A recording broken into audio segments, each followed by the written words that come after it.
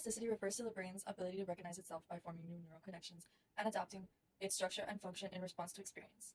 When we talk about neuroplasticity in the context of trauma, we're essentially looking at how traumatic experiences can shape the brain and how the brain in turn can heal and rewire itself over time. So, what is the impact of trauma on the brain? Well, the brain processes and stores traumatic memories, often leading to lasting changes, particularly in areas involved in emotional regulation, memory, and threat detection. Some of the key regions affected by trauma include the amygdala, which is part of the brain responsible for detecting threats and processing emotions like fear. In response to trauma, the amygdala might become hyperactive, causing heightened sensitivity to perceived danger, even when there is no immediate threat. The prefrontal cortex. This is involved in decision-making, reasoning, and regulating emotions. Trauma can impair this ability to regulate the amygdala, which can result in difficulties with emotional control, impulse regulation, and higher-level thinking. Lastly, the hippocampus, which is the region key to memory formation and emotional context. Trauma can reduce this size of the hippocampus, which can impair the ability to differentiate between past and present events and cause memory problems and learning problems. So, how can neuroplasticity help with trauma recovery?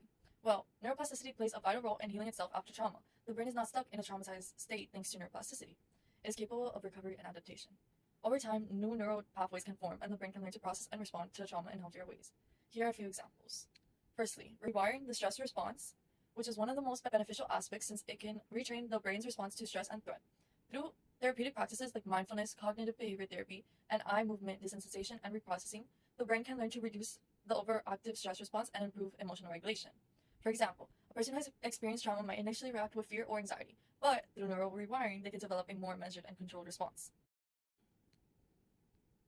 Okay, so the specific practices that we can use in aid of trauma recovery is mindfulness and meditation, which help regulate the nervous system, promote emotional awareness, and encourage the formation of new neural pathways.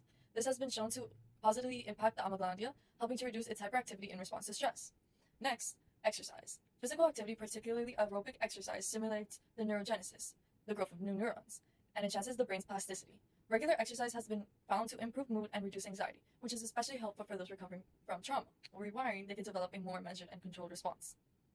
Secondly, building new neural pathways. When a person becomes overwhelmed with an ability to process emotion or memories, their brain can be stuck in maladaptive patterns.